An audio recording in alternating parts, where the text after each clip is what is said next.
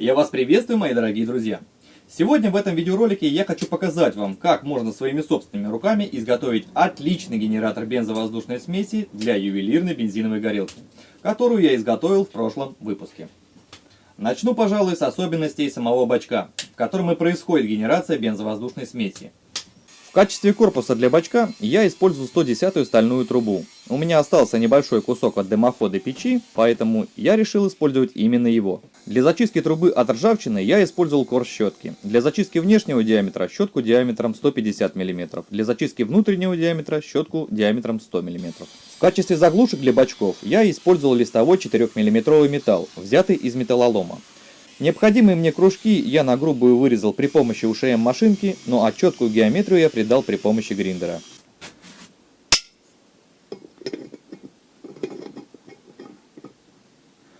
Очень хорошо. Итак, грязная работа по зачистке и шлифовке окончена. Теперь необходимо произвести сварочные работы и установку всех необходимых трубочек и горловин.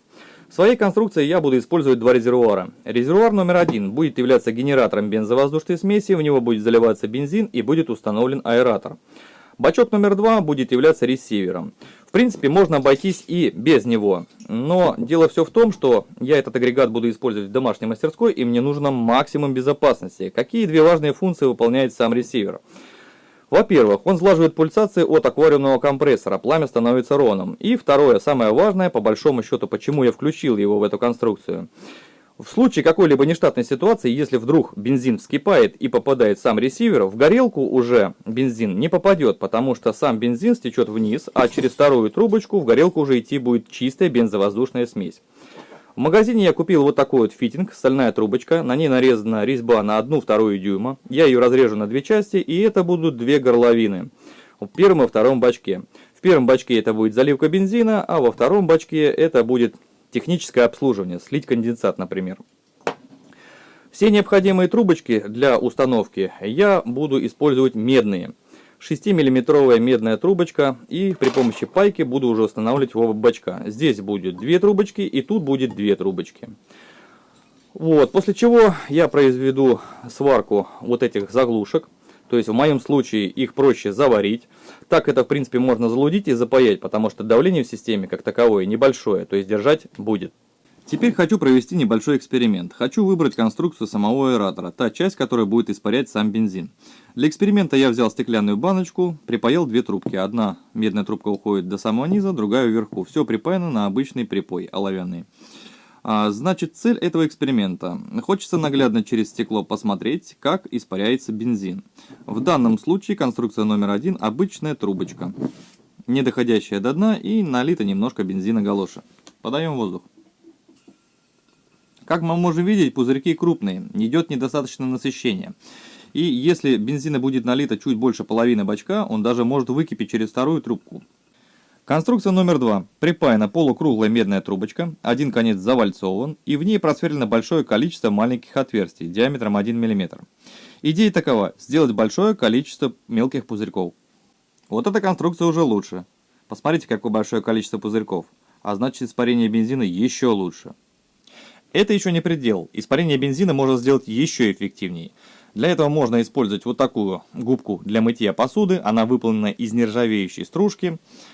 Края у нее довольно-таки острые. В общем, какую функцию она будет выполнять? Пузырьки, выходящие из аэратора, об острые края этой стружки будут разбиваться еще на более мелкие.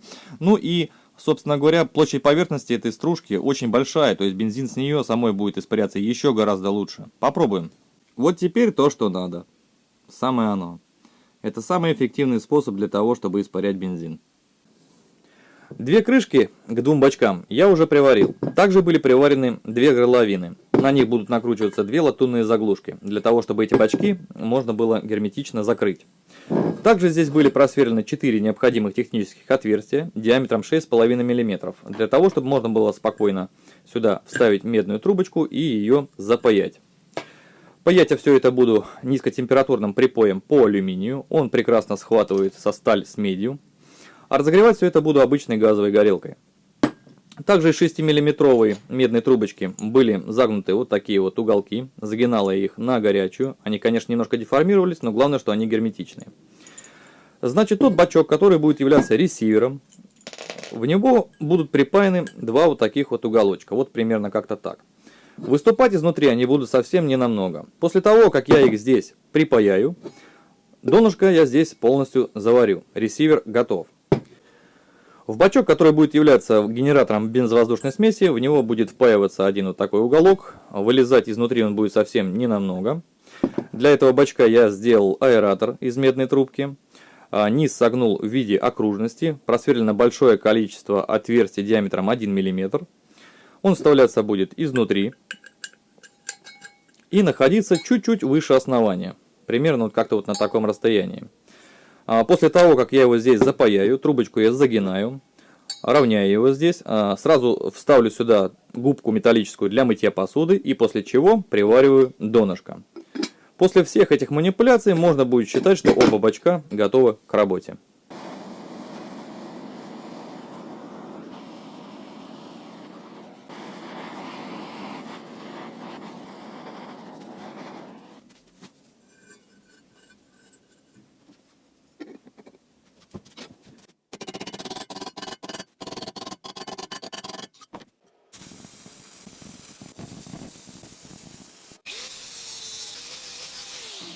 Что бы мне хотелось добавить еще в эту конструкцию? Дело все в том, что ни в одном заводском исполнении нет возможности отслеживать уровень топлива в самом бачке. Можно лишь только открутить крышку, вставить щуп и посмотреть, какой уровень бензина внутри самого бака. Но это весьма неудобно. Эту проблему можно решить гораздо элегантнее.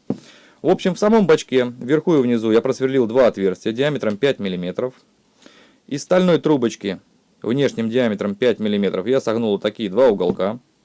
Эти два уголка я припаяю к самому бачку, а между ними вставлю вот такую прозрачную трубочку. Это трубочка от медицинской капельницы, она бензостойкая и к тому же еще и прозрачная.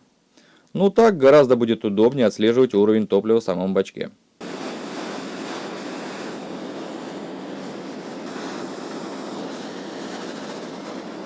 В качестве уплотнителя для заглушек я буду использовать обычную кожу.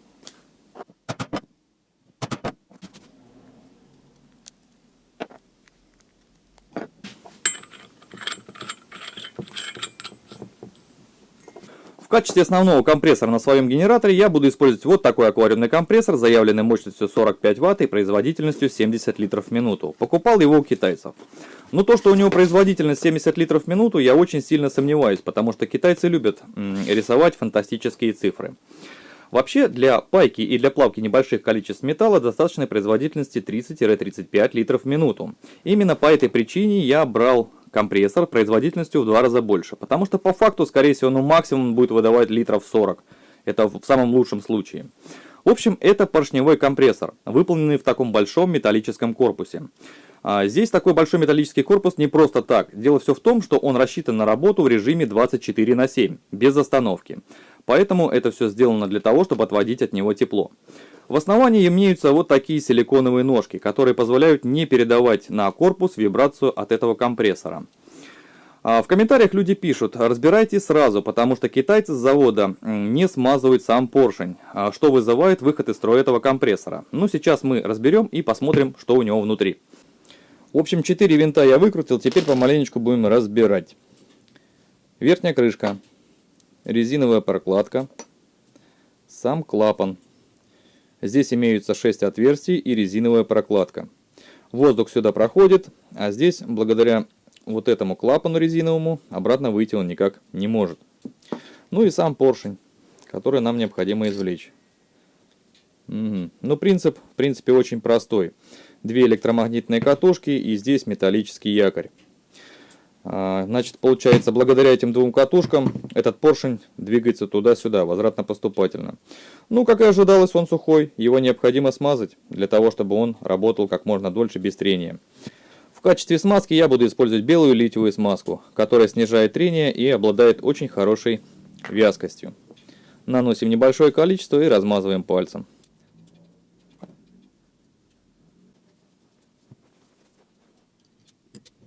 Ну а теперь необходимо собрать и протестировать этот компрессор. В общем, компрессор я собрал, теперь хочу проверить его чистую производительность. Суть эксперимента в следующем. Я беру пластиковую бутылку из-под молока объемом 1 литр, наполняю ее полностью водой, вставляю в нее шланг и хочу проверить, за какое количество времени этот компрессор сможет выдавить эту воду из бутылки. Так как у меня нет третьей руки, я начну с 10 секунды.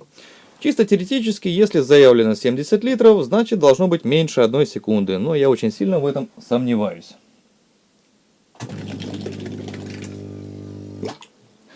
Больше 2 секунд, а это говорит о том, что никакой производительности в 70 литров в минуту заявленной здесь нет. Даже 30 литров в минуту здесь нет. Но для пайки этого компрессора, я думаю, хватит. В общем, 2 бачка полностью готовы, и я их даже покрасил, чтобы они не ржавели. Покрасил также и сами пробки на бачках в разные цвета. Тот бачок, на котором красная пробочка, это бачок, в который наливается бензин, а тот бачок, который с синей пробочкой, этот бачок сам ресивер. В общем, что необходимо сделать теперь? В тот бачок, в который будет наливаться сам бензин, на нижней его части необходимо установить нагреватель. Для чего он нужен и нужен ли он вообще? Да, он нужен. Было замечено такое явление, что при долговременной работе, а конкретно больше получаса, сам резервуар начинает очень сильно охлаждаться. И разница температур колоссальная, то есть даже при температуре в самой мастерской в 25-30 градусов сам бачок может охладиться до температуры в 5 градусов. Чем это чревато? Бензин начинает неохотно испаряться из самого бачка. И получается такая ситуация, что как бы вы ни крутили краник обогащения смеси, смесь будет бедная. То есть вы не сможете с этой горелки выжать весь потенциал. Ну и также для тех товарищей, кто будет использовать такие резервуары в холодных неотапливаемых мастерских, могу сказать сразу, без нагревателя не обойдется никак. При минусовых температурах бензин испаряться будет очень неохотно, поэтому нагреватель устанавливать сюда необходимо. В качестве источника питания для нагревательного элемента я буду использовать вот такой блок питания 12 вольт 6 ампер. Я намеренно выбрал 12-вольтовый источник питания по понятным причинам безопасности. В качестве нагревательного элемента я буду использовать нехромовую проволоку, выдернутую из какого-то нагревателя. В принципе, лучше было бы здесь использовать именно нагревательный кабель, но у меня его нет, так что я буду работать с тем, что есть. В общем, на таком промежутке в этой нехромовой проволоке сопротивление 13 Ом. Это, конечно, многовато. В общем, я поступлю следующим образом. Я полностью выпрямлю эту спиральку и пущу 2 провода в параллель. Тем самым я уменьшу сопротивление нагревательного элемента и увеличу его мощность. В качестве регулятора я буду использовать вот такой вот модулек. Купил у китайцев, он очень недорогой. Он подключается к сети 12 вольт. И есть реле размыкающее. То есть получается, что у меня от этого блока питания будет работать и терморегулятор, и сам нагревательный элемент. Все, так сказать, в одном. Для того, чтобы изолировать сам бачок от нехромовой проволоки, дабы не было короткого замыкания, я буду использовать вот такую ленту из стеклоткани. Ей раньше перематывали паяльники на 220 вольт. С тех времен она у меня и осталась. Между слоями я все буду переклеивать каптоновым скотчем. Он прекрасно держит температуру максимум до 260 градусов. Понятное дело, что бачок до таких температур никогда в жизни нагреваться не будет. Первые 5 полных витков нехромового провода я намотал. Сверху покрыл все это 2 слоями каптонового скотча. Теперь между этими витками я накручу еще нехромового провода, тоже 5 витков. И концы скручу между собой. Тем самым у нас получится 2 нагревателя, включенных в параллель. Ну, потом это все сверху заизолируется и покрасится тоже в синий цвет, чтобы не выделялось. Итак, протестируем нагревательный элемент. В общем, по его сопротивлению получилась примерная мощность этого нагревателя в 27 Вт, чуть больше. Запускаем терморегулятор. Температура бачка 20 градусов. Температура, до которой будет нагреваться, 25.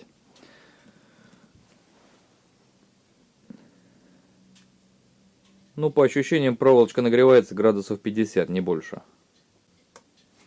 Ну все, регулятор выключился. Бачок нагрелся до температуры 25 градусов. Все без происшествий, без перегрева. Все как прям надо. Итак, приступим к сборке самого агрегата. Корпус я изготовил и покрасил за кадром, дабы сэкономить ваше драгоценное время. Изготовлен он полностью из 15 квадратной профильной трубы.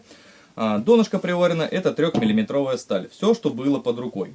В общем, кому интересно, его длина 300 мм, ширина 270 мм и высота 190 мм. В общем, корпус был взят с большим запасом, его можно сделать в 1,5 раза меньше, а то может быть даже и в 2 раза меньше. Сначала я приклею мягкие ножки. На заднюю панель я прикручу вот такой фитинг, для того, чтобы была возможность подключения к этому устройству внешнего компрессора.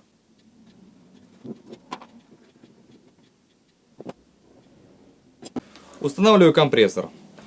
Компрессор к основанию я буду прикручивать при помощи винтов М4. Просовываю провод через заднюю крышку и прикручиваю саму крышку. Теперь на провод сетевой одену небольшой кусочек бензостойкого шланга, просуну его в отверстие и затяну с одной и с другой стороны хомутами, чтобы ни в коем случае сетевой провод не перетерся. Теперь на приборную панель я нанесу надписи. Ловите небольшой лайфхак. Это глянцевая бумага от фотобумаги. На нее при помощи лазерного принтера на максимальных настройках я нанес надписи и сверху приклеил скотч. Теперь, когда я буду отдирать скотч, вся надпись останется на нем. И, собственно говоря, скотч с этой надписью я приклею на приборную панель. Ну, получилось весьма недурно. Уровень топлива, внутренний компрессор, регулятор смеси и внешний компрессор. Все понятно. Для выхода на саму горелку я буду использовать вот такой фитинг. С 6 мм на 6 мм. То же самое. Через приборную панель, на фиксатор резьбы. И все это затягиваем намертво. Теперь я на приборную панель установлю два краника. На краниках штуцера диаметром 6 мм. Оба одинаковые. Для краников на приборной панели уже есть специальные прорези. Снимаем сначала флажки, потом вставляем краник.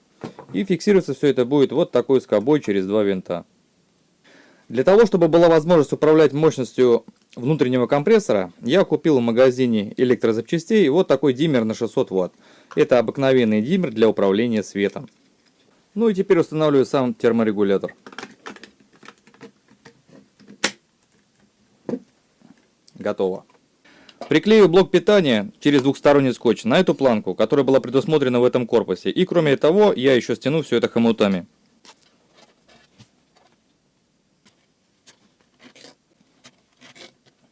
Теперь расскажу, как здесь все подключено. На самом деле все очень просто. Сетевой провод прямиком идет на блок питания. С блока питания идет питание на терморегулятор. С него уже идет и нагрев бачка. Также на блок питания я еще навесил светодиод, который подсвечивать будет уровень жидкости в бачке. А сам же насос подключен в разрыв через диммер. Все. Элементарно просто. Ну а теперь можно прикрутить крышку.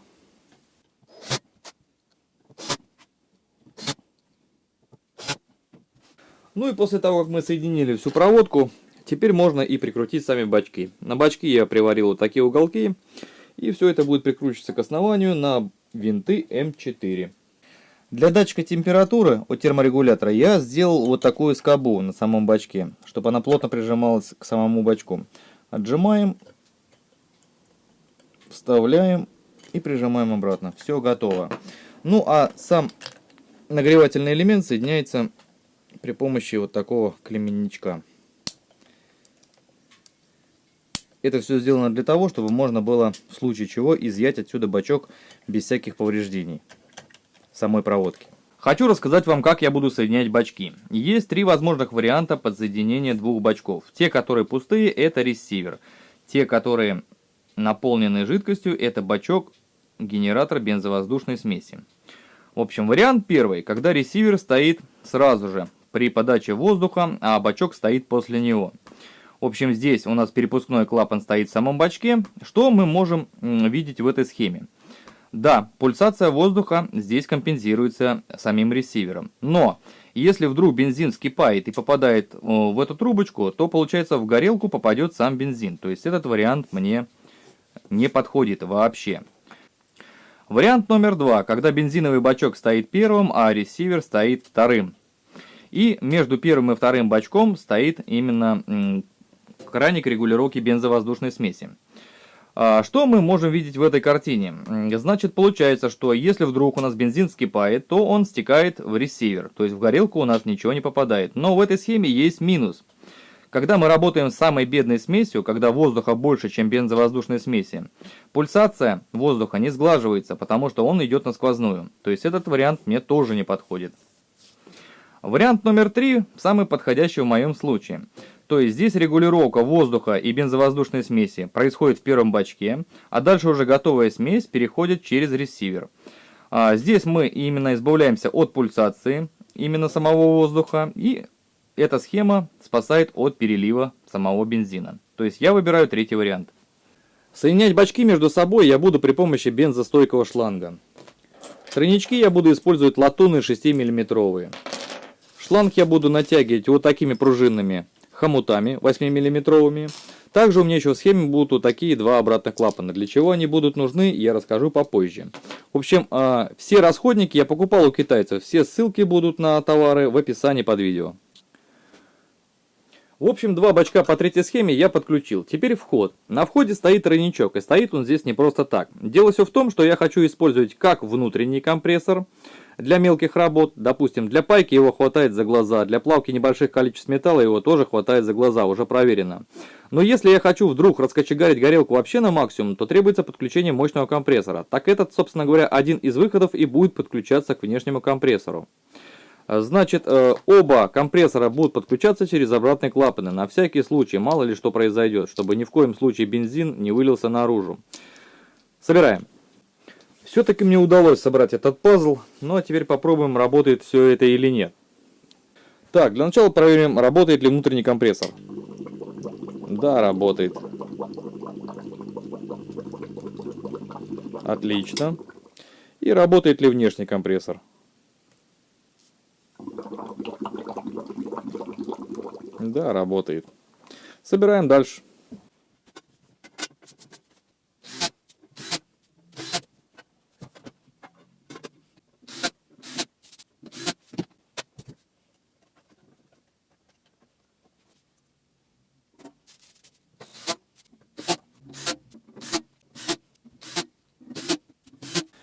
Ну, теперь давайте посмотрим, что из этого всего вышло. Открываем крышку для заливки бензина. Бачок у нас очень большой, поэтому залить мы можем сразу пол-литра. Заливаем.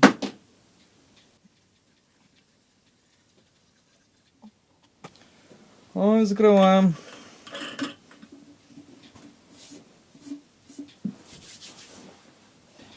Включаем сеть.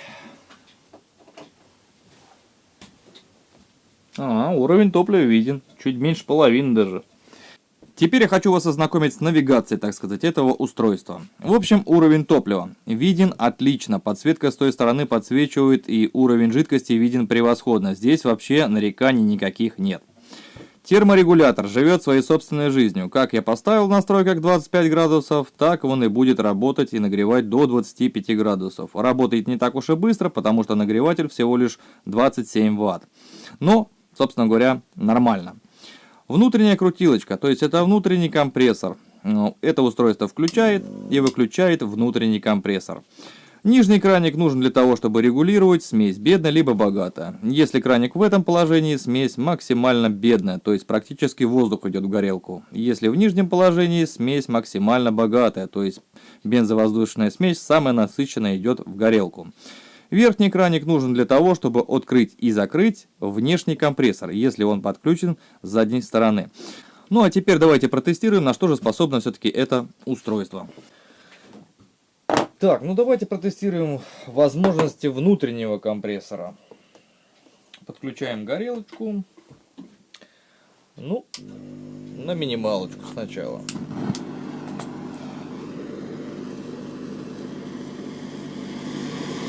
Ага, мощность регулируется. Ну, попробуем на максимуме.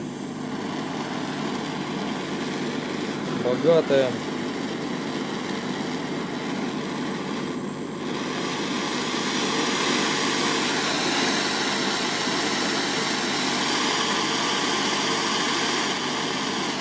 Ну, вот так.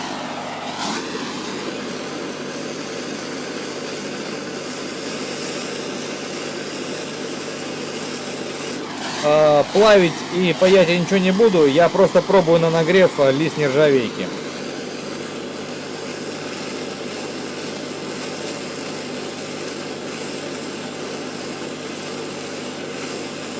Ну, для пайки прекрасно себе справляется.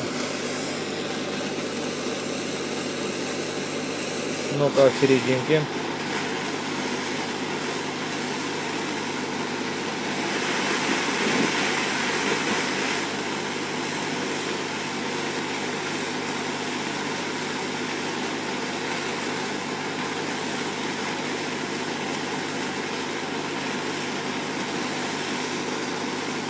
Ну и серединку, в принципе, берет без проблем.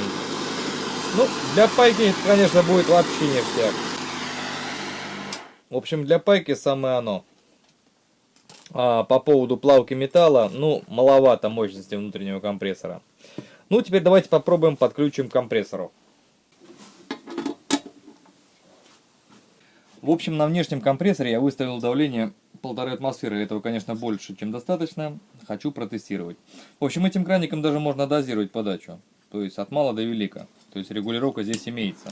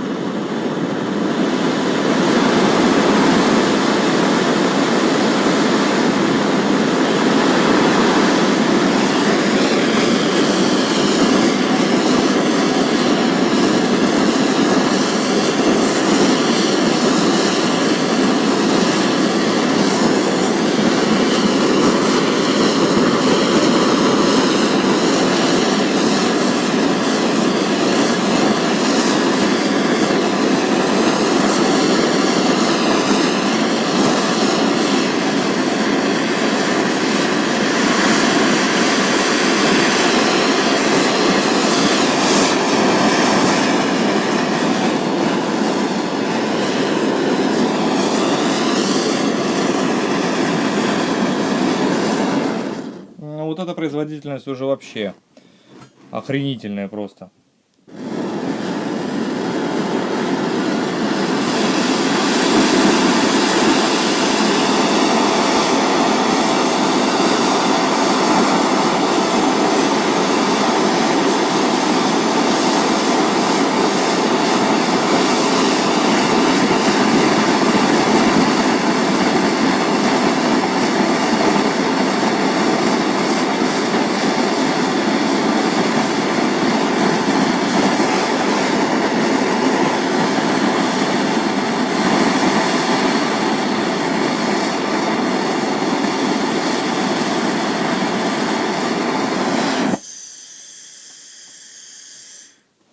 Ну, от компрессора, конечно, намного круче. Тут уже производительность прям колоссальная. Итак, мои дорогие друзья, проектом я остался в принципе очень доволен. Я получил тот генератор, который я хотел. Правда, он получился немножко больше, чем я рассчитывал. Но это в принципе даже не проблема, потому что у меня он будет стоять стационарно и двигаться никуда не будет. Мне удалось устранить все недостатки заводских бензогенераторов в этом экземпляре. Здесь имеется возможность отслеживать уровень топлива в самом бачке. Здесь не нужно уже пользоваться никакими мерными стаканчиками. Объем бачка увеличенный. Здесь можно спокойно залить литр бензина. Здесь имеется возможность подогрева самого бензина. А это очень важно, когда вы работаете очень долго. И самый важный аспект. Здесь есть подключение, внешнее подключение к внешнему компрессору. Этой особенностью не обладают заводские генераторы бензовоздушной смеси. Ну а на сегодня у меня все. Всем, кому видео было полезно, не забывайте ставить палец вверх. На сегодня всем пока.